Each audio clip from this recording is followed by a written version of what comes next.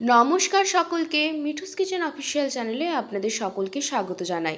আশা করি আপনারা যেখান থেকে আমার এই ভিডিওটি দেখছেন আপনারা সকলেই ভালো আছেন এবং সুস্থ আছেন। আজকে আপনাদের সাথে চিকেনের একটা অন্যরকম রেসিপি শেয়ার করে নেব। তার জন্য প্রথমে কড়াইয়ের মধ্যে সাদা তেল গরম করে ডুমো করে কেটে রাখা একটা বড় সাইজের পেঁয়াজ আমি এখানে দিয়ে হালকা হাতে নাড়াচাড়া করে নিয়েছি।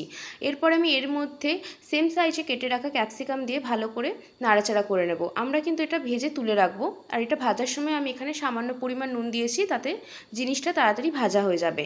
ভালো করে নাড়াচাড়া করে নিচ্ছি। এই রেসিপিটা কিন্তু একদমই অন্যরকম, নর্মাল চিকেন কষার থেকে একদমই অন্যরকম টেস্ট হয় এটার।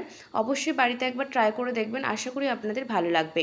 ক্যাপসিকামের পেঁয়াজটা কিন্তু আমাদের ভাজা হয়ে গিয়েছে, এরপরে আমরা ওটা তুলে রাখছি। এরপর ওই কড়াইয়ের মধ্যে আরও খানিকটা পরিমাণ সাদা তেল দিয়ে গোটা গরম মশলা দিয়ে এখানে আমি 4টে বড় সাইজের পেঁয়াজ ঝিরিঝিরি করে কেটে নিয়েছি এবং সামান্য পরিমাণ নুন দিয়ে দিয়েছি। পেঁয়াজ ভাজার সময় নুন দিলে পেঁয়াজটা তাড়াতাড়ি খুব ভাজা হয়ে যায়, এই কারণে আমি এখানে নুনের ব্যবহারটা করেছি। দিয়ে হালকা হাতে নাড়াচাড়া করে নিচ্ছি। পেঁয়াজটা হালকা ভাজা হয়ে আসলে আমি এর মধ্যে থেতো করে রাখা রসুন দিয়ে দেবো। রসুন আমি এখানে 6 থেকে 7টা ব্যবহার করেছি। রসুনটা দিয়ে হালকা হাতে নাড়াচাড়া করব। আমি কিন্তু পুরো রান্নাটা সাদা তেলে করছি, আপনারা চাইলে কিন্তু সর্ষের তেলে করতে পারেন, কোনো অসুবিধে নেই। পেঁয়াজ রসুনটা ভালো মতো ভাজা হয়ে গেলে এর মধ্যে আমি এখানে গ্রেট করে রাখা আদাটা দিয়ে দিচ্ছি। আদাটা দিয়েও ভালো করে নাড়াচাড়া করে নেব। বেশিক্ষণ নাড়াচাড়া করার দরকার নেই। এর মধ্যে আমি একে একে মাংসে যে গুঁড়ো মশলাগুলো ব্যবহার করব সেই গুঁড়ো মশলাগুলো একে একে করে দিতে থাকবো। আমাদের কিন্তু পেঁয়াজ আদা রসুন সমস্ত কিছু ভালো করে ভাজা হয়ে গিয়েছে। এরপর এখানে আমি লাল লঙ্কার গুঁড়ো 1 চামচ দিয়েছি, ধনে গুঁড়ো দিয়েছি। আমি কিন্তু এখানে জিরে গুঁড়োর ব্যবহার করিনি, আপনারা চাইলে করতে পারেন। হলুদের গুঁড়ো সামান্য পরিমাণ দিয়েছি এবং কাশ্মীরি লঙ্কার গুঁড়ো দিয়েছি কালারের জন্য। সমস্ত গুঁড়ো মশলা দিয়ে ভালো করে পেঁয়াজ আদা রসুনের সাথে মিশিয়ে নিতে হবে মশলার সাথে, যতক্ষণ অবধি ভালোভাবে মশলাটা কষে আসছে। এরপরে আগে থাকতে ধুয়ে রাখা চিকেনগুলো আমি এখানে দিয়ে দিচ্ছি। চিকেনগুলো দিয়ে ভালো করে কিন্তু মশলার সাথে নাড়াচাড়া করে নিতে হবে। এই রান্নাটা কিন্তু যতক্ষণ কষে কষে ঢাকা দিয়ে করবেন ততই কিন্তু রান্নাটার টেস্ট হবে। এখানে কিন্তু আমি দেখুন চিকেনটা ভালো করে মশলার সাথে কষিয়ে নিচ্ছি।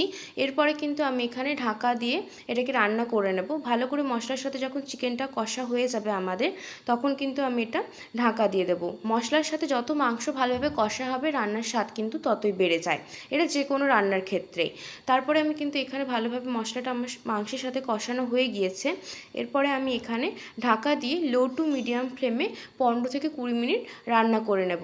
লো টু মিডিয়াম ফ্লেমে রাখতে হবে, কারণ মাংসটা তাহলে সেদ্ধ হবে খুব ভালোভাবে। ঢাকা খুলে 15 থেকে 20 মিনিট পর আমি এখানে ঢাকা খুলে দেখুন মাংস থেকে কিন্তু তেল বেরিয়ে আসছে। আমি কিন্তু খুব সামান্যই তেল দিয়েছি, খুব একটা বেশি তেল দিইনি।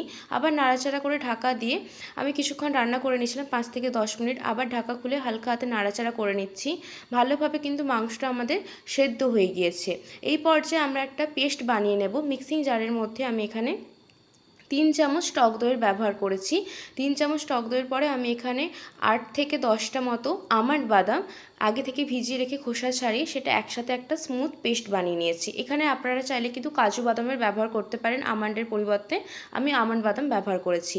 এরপরে ভালো করে কিন্তু মাংসের সাথে এই মশলাটা ভালো করে মিশিয়ে নিতে হবে, যতক্ষণ অবধি ভালোভাবে কিন্তু মাংসের সাথে মিশে আসছে। এরপরে ভালো করে মেশানো হয়ে গেলে আমি এখানে মিক্সিং জার ধোয়া জল যে পেস্টটা করেছিলাম সেই পেস্টে করা মিক্সিং জার ধোয়া জলটা কিন্তু আমি এখানে ব্যবহার করব। আপনারা এখানে কে কতটা গ্রেভি রাখবেন সেই পরিমাণ জল ব্যবহার করবেন। আপনারা চাইলে কিন্তু গরম জলের ব্যবহার করতে পারেন, আমি কিন্তু গরম জলের ব্যবহার করিনি। মিক্সিং জার ধোয়া জলটাই কিন্তু আমি এখানে ব্যবহার করেছি। জলটা দিয়ে ভালো করে নাড়াচাড়া করে নেব। এই সময় কিন্তু গ্যাসের ফ্লেম লো টু মিডিয়ামেই থাকবে, কারণ এটা কম আঁচে রান্না করলে মাংসটা খুব ভালোভাবে সুসেদ্ধ হবে। ভালো করে আমি এখানে নাড়াচাড়া করে নিচ্ছি। এই পর্যায়ে কিন্তু আমাদের এটাকে মিনিমাম 15 থেকে 20 মিনিট ফুটতে দিতে হবে লো টু মিডিয়াম ফ্লেমে। এরপরে যখন এটা ফুটে আসবে তখন আগে থাকতে ভেজে রাখা পেঁয়াজ ক্যাপসিকামটা আমরা ওপর থেকে দিয়ে দেবো। এটা কিন্তু একটা গেম চেঞ্জার হিসেবে এখানে কাজ করবে, খুব ভালো টেস্ট হয় এটা খেতে। দিয়ে ভালো করে নাড়াচাড়া করে নিচ্ছি। এখানেই কিন্তু আমাদের এই রেসিপিটা কমপ্লিট হয়ে যাচ্ছে। আপনারা চাইলে কিন্তু উপর থেকে ধনেপাতা কুচি ছড়াতেও পারেন, কিন্তু আমি এখানে ধনেপাতা কুচি দিইনি। ভালো করে নাড়াচাড়া করে ফুটিয়ে নিলে কিন্তু আমাদের রেসিপিটি রেডি হয়ে যাবে। বাড়িতে অবশ্যই একবার হলে এই রেসিপিটি বানিয়ে দেখবেন। নর্মাল চিকেন কষার থেকে একেবারে অন্যরকম খেতে হয়। বাড়িতে থাকা সামান্য উপকরণ দিয়ে কিন্তু এই রেসিপিটি বানিয়ে নিতে পারবেন। আশা করি আপনাদের খুবই ভালো লাগবে। অবশ্যই বাড়িতে একবার ট্রাই করবেন। একদমই অন্যরকম একটা রেসিপি, চিলি চিকেনও না ঠিক, আবার চিকেন কষাও না, খুবই সুন্দর একটা টেস্ট হয় রেসিপিটার। সামনেই তো ভাইফোঁটা রয়েছে, ভাইফোঁটা চাটপটাতে আপনারা বাড়িতে অনায়াসেই বানিয়ে নিতে পারেন খুব সামান্য উপকরণ দিয়ে। যদি রেসিপিটি আপনাদের ভালো লেগে থাকে অবশ্যই চ্যানেলটিকে সাবস্ক্রাইব করবেন, লাইক শেয়ার কমেন্ট করতে একদম ভুলবেন না।